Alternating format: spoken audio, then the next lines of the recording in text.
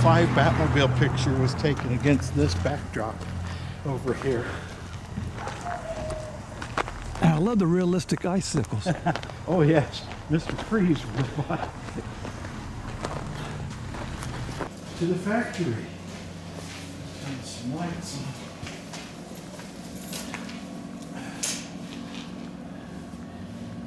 This is incredible.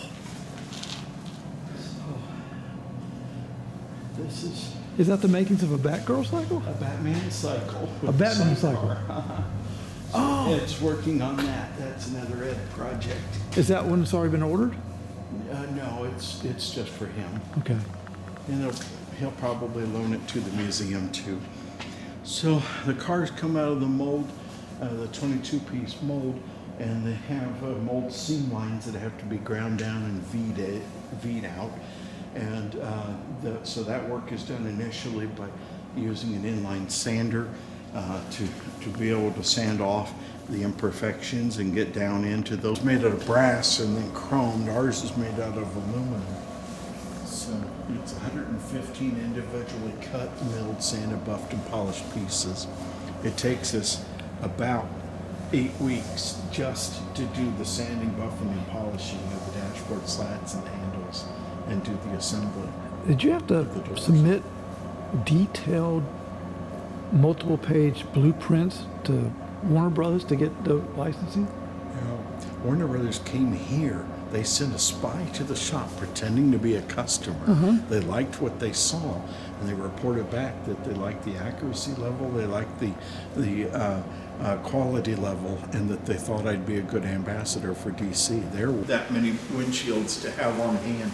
It's just more chance of potential for damage to have that many sitting around in storage. Yeah.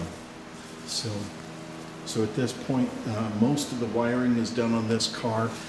Some of the items like the air conditioning controls are loosely mounted just yet. You mean it's got heat and AC? Mm-hmm. Whoa.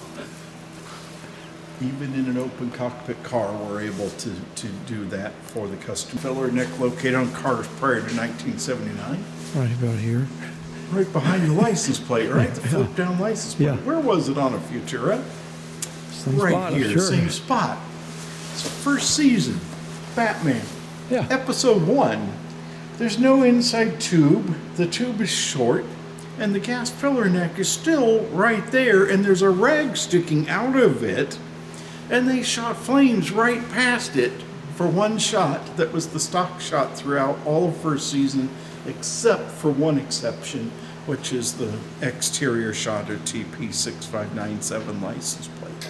But all the ones in the Batcave were straight on 2F3567. Those were all the exact same stock shot, and there's a reason for that. They didn't want to ever shoot it again with the flame. So they knew this was a powder keg. Yeah. And they still did it. They still did it. Now, at the tail end of first season, Barris extended the rocket exhaust tube, put an inside tube, put a butane tank in the trunk. We use propane. And then he moved the gas tank underneath the rear windshields, and the gas filler door is here. So we replicate that just like what the original car has. And the door folds up like that. You should be able to get to the gas filler. So it's a 19-gallon fuel tank in our cars. So it works out pretty well. How long is this car? 18 feet 10 inches. 84 inches wide. Across the widest point is the front wheel wells with the flares. Now, here's another Batgirl cycle coming to life that Ed is putting together. Again, that's not my business, that's his. He works for me 7:30 to 3:30, goes home, takes a nap, comes back, and works from about 11:30 to 1:30 on his stuff there. And then retroed it, filled in everything that Barris cut off, and cut off everything Barris filled in to create our own fiberglass body of the Futura. You're making a Futura? So two brothers, one wanted a Batmobile, one brother wanted a Futura, so they could go to car shows and do a side-by-side comparison. So this car is our first Futura from the ground up. We did do some work on a Futura. The world's first replica of the Futura was made by Bob Butts for a TV show called Viper, and Jeff Dunham owns that car now. He had us gut the interior and put our own interior in it because he wanted it to be more accurate. So, This is the paint room. yes, so we roll with the punches as we need. We had an intern that, as a body man, and he was doing really well. Everything was looking great. Okay, he's up to speed, and then he left. Of course, as they always do, How old to was go he? get more money before we were ready to give him more money. Does anybody ever complain about the bats not being synchronized? No, but sometimes they'll ask when I do turn them to make them all level. They'll say, how many times do you have to drive in and out to make that happen? But they can't do it themselves. Sure, they can be turned. Okay, all right, so it's not a... Holy smokes. So, make sure, of course, to watch your jacket with zippers and buttons. I'm staying away from it. I'm staying away from it. Otherwise than that, feel free to look into. Now, this is the rear trim. This is beautiful. Thank you. So it's a very complex car. There's a reason why Lincoln only made one. I like the way the lights are hidden by the grate, but it doesn't interfere with the functionality.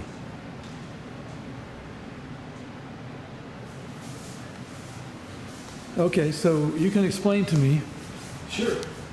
inside, Yeah.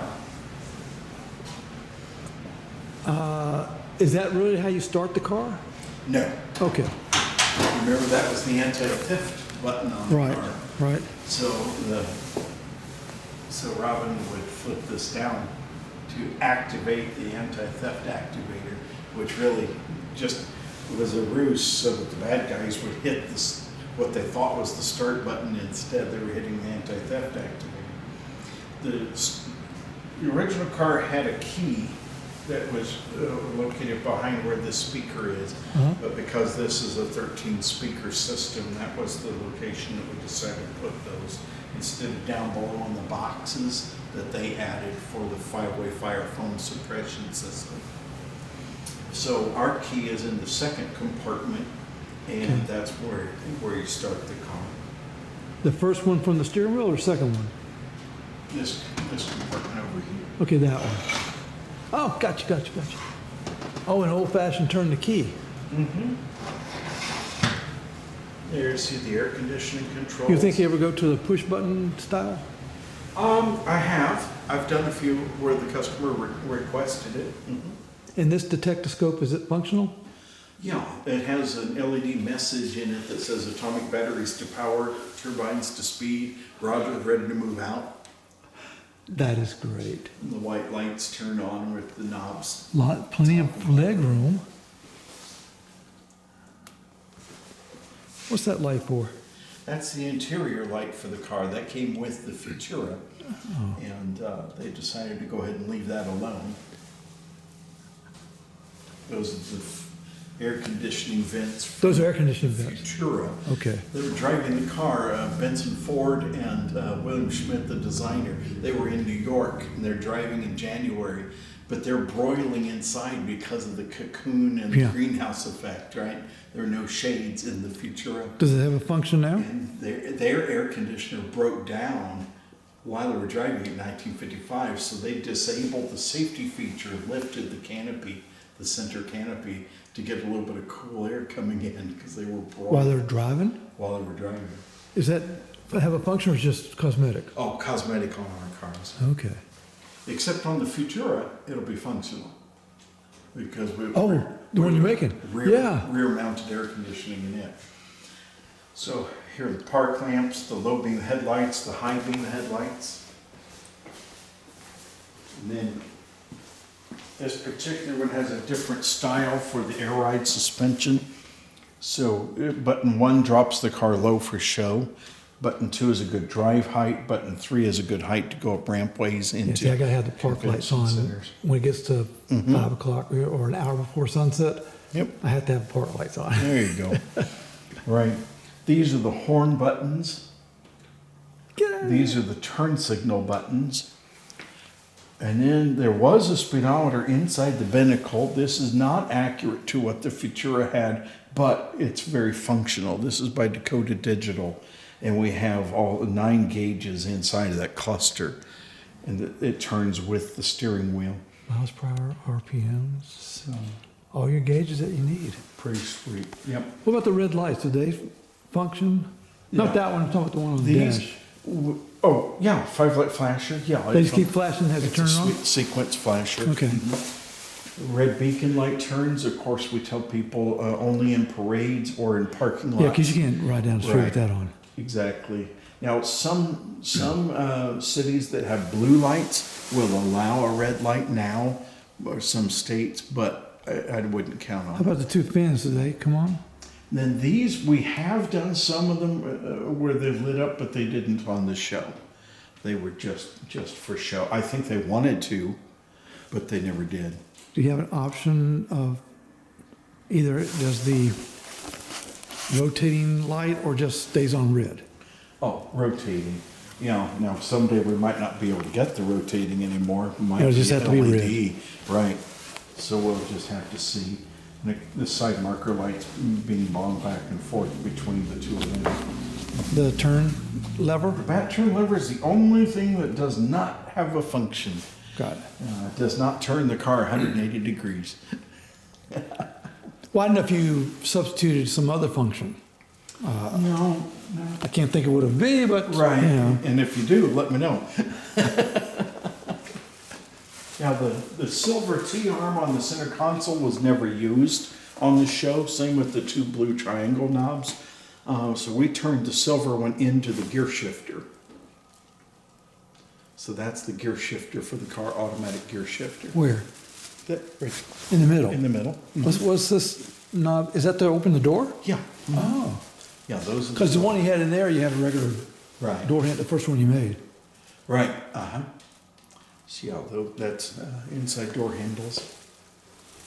This is.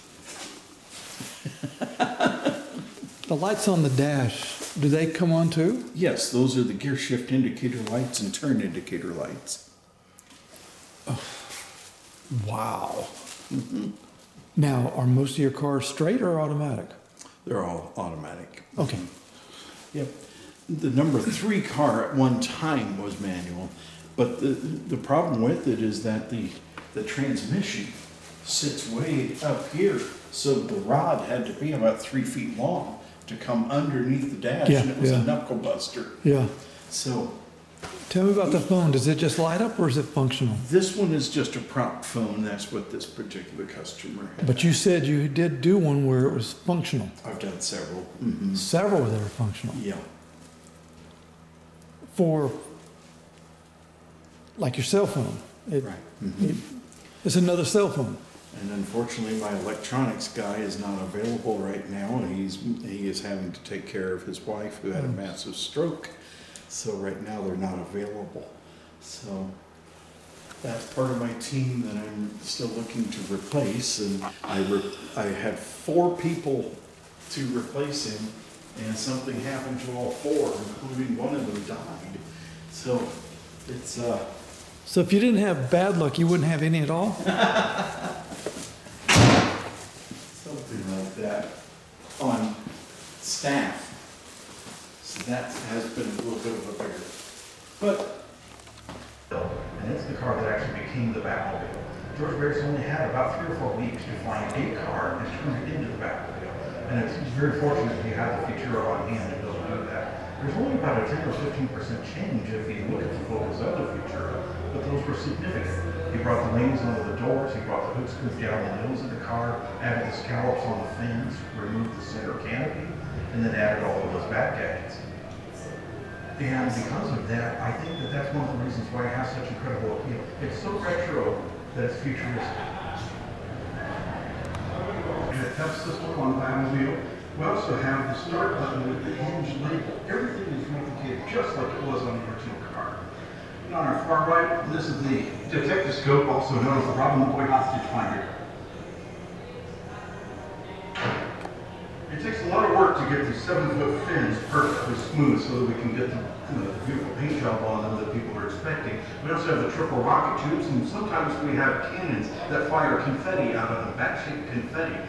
Back here we have the rear antenna, which is exactly what George Barris used back in the 60s to make the Batmobile. Of course, we have the diesel parachute packs that everybody remembers from this show. And our license plate on the back of it has 2F3567, and naturally we have the working flamethrower.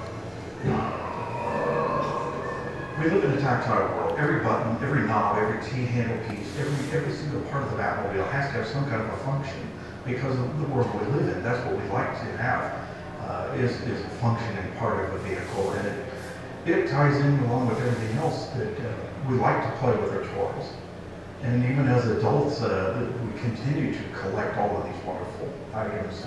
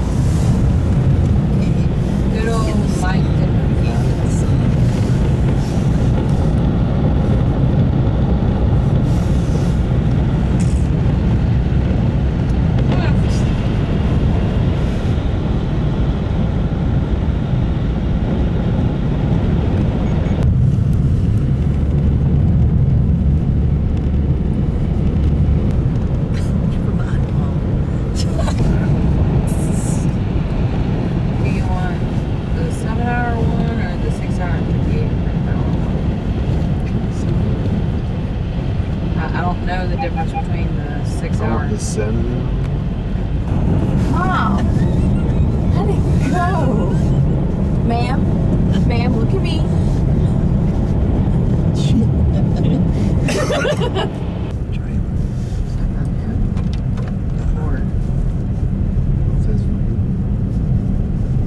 I put my hand out the window? You start seeing birds, just let me know.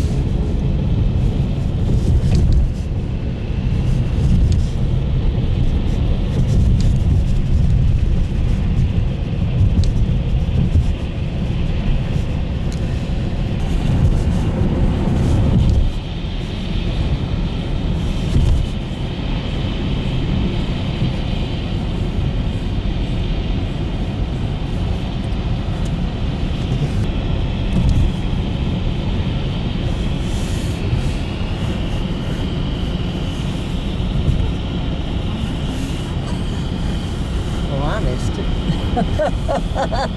I